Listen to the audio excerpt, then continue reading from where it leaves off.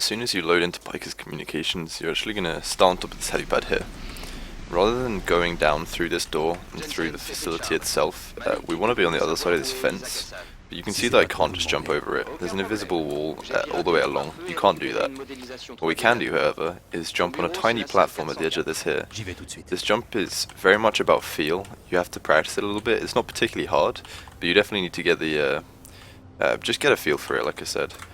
So just jump until you're landing on this platform. It's very, very small. It's a little awkward because this thing is a weird hitbox. Once we're up here though, just jump again and you'll be on top of it properly. We have Icarus landing system at the moment, so if I just tried to walk off, I would get the Icarus animation, and that's really slow, so we don't want to do that. The two methods of avoiding it are A, to try and jump for like the high point of this slope here and you won't get it. Alternatively, and much, in my opinion, it's easier, and it's just less complicated, I guess. Just walk yourself into this corner and then just walk off right here, and you won't get the animation at all. One small thing to note here is that this bit here, this triangle, does not exist. So if you try and walk through here, you're just going to fall off forever. So make sure that when you walk through this fence, because this part, for some reason you can walk through this part. I mean, I guess we're out of bounds, so it doesn't really matter. Just make sure that you're walking actually onto this slope. And now we'll run around to the corner. Once we're at this point, there are two different ways of counting until you're at the right point. Either go along between 5 and 6 of these vertical poles, so 1, 2, 3, 4, 5, and 6, so somewhere between these two. Or alternatively, to just run along, and once you're opposite the door, you know you're in roughly the right place. So opposite the door, and now we're just going to jump off backwards. When you're falling with Icarus animation, by the way, remember to hold left click, because the stun animation is slightly faster to recover from. And now we get to pretty much the most awkward clip in the run. I actually have a separate tutorial video just for the funicular clip. I'll link that in the description, but I'll go over like the basic idea here as well. So line yourself up so you're just to the left of the center of the doors and try to get yourself parallel and clip yourself into the door. If your camera's jumping around like that, you haven't clipped far enough in and you're gonna have to redo the clip. So now I'm actually in the door, and if I turn over to the left, I'm holding forward now, but I'm not moving. And that's what you want. You want to get stuck in this position. And you can see the camera as well, it's bouncing up and down. What I want to do is I want to crouch and strafe to the left.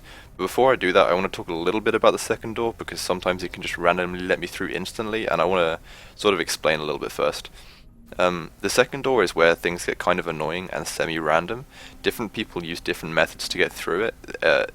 Just kind of experiment with it yourself until you find something that you're comfortable with. But the basic idea is that we just want to kind of wiggle our way around until we get pushed through. So you'll see what I mean in a second. So crouch and strafe to the left, so I'm just crouching and then holding A while the camera is at the highest point of that bounce.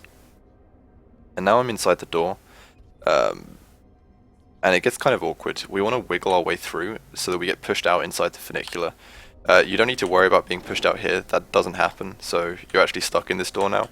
So just wiggle your way through, like turning the camera around, strafing backwards and forwards. The way I do it personally is using these two lines here, this line and this line.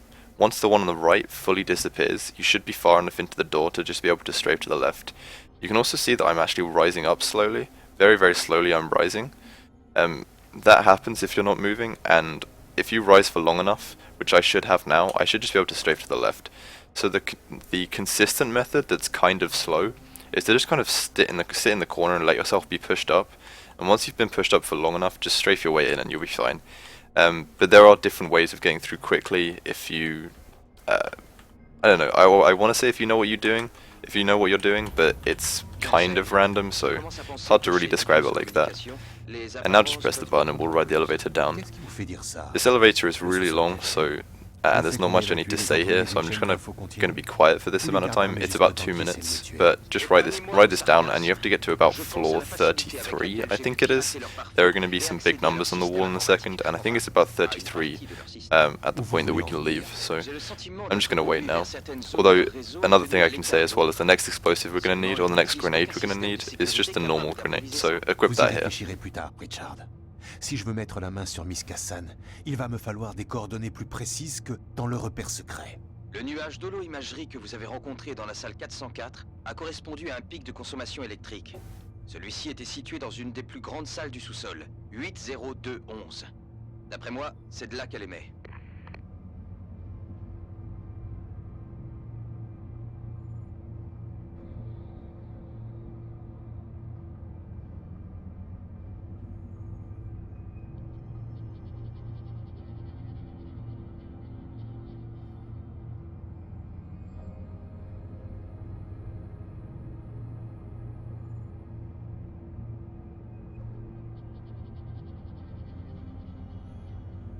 Small little thing here, just for the sake of interest. There's actually no floor 27. I'm not entirely sure why, but it jumps straight from 26 to 28. Now we're pretty much at the bottom. So there are two methods here. I'm actually just going to pause quickly because otherwise my timing's going to be messed up. The 100% safe method is to grab cloak at this point. I think... Wait, do we actually have enough practice to get 2 levels of cloak? No, we only have enough practice to get 1. So just grab... the safest method is to grab cloak here, but the fastest method is to not do that until Detroit. So I'm not going to get that here, so I can showcase the fastest method. But yeah, if you're feeling a little unsure, then feel free to grab that now. Once we're at the bottom, you want to jump over these lasers here, so that you don't alert them too early, and then just run through. This is why you might want cloak, because those guys can shoot you a lot if you're unlucky, and then just bring the box over to this point. This clip is really not very precise either. Just line yourself up parallel anywhere along this wall, and back yourself through, and when you're through, just turn to the right, because those guys will be shooting you. So just push yourself through, turn to the right, and now we're going to run over here. This door code is 8021, and now we come through. Okay, the final thing I need to explain here is there are two methods of killing this boss. There's one that's slightly faster than the other, but it's a little bit more tricky and you need to do a bit of practice to do it. I'll show the normal method of doing it. Just trigger this, throw a grenade down, run over here, and every time a grenade explodes, just throw another one. The reason we can't just throw the grenades one after the other, so she died there by the way. The reason we can't just throw the grenades one after the other is because if you do that, the grenade actually gets knocked away. You can see it exploded at the end of the hallway. So the grenades actually get moved around by the explosion, and they wouldn't all hit her. The fastest method, however, that allows us to just keep throwing them rapidly is to throw them at the ceiling. I have a separate video for this as well, but it's not really a tutorial, so I guess I'm actually going to explain it in more detail here.